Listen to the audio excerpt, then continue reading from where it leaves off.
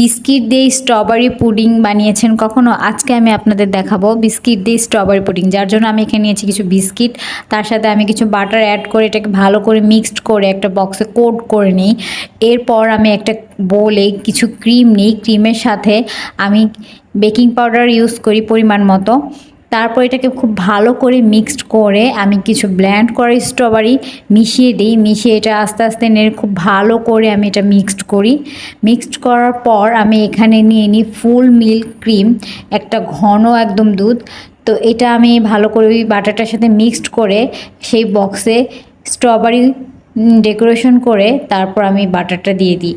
তারপর এটা ফ্রোজেন করে দেখুন গাইস, এটা দেখতে খুব সুন্দর হয়েছে আর খেতে খুব সুস্বাদু। আমি এখানে ক্রিম আর স্ট্রবেরি দিয়ে একটু ডেকোরেশন করে নিয়েছি। দেখুন গাইস, এটা অনেক সফট হয়েছে আর এটা খেতেও খুব মজা। ধন্যবাদ সবাইকে।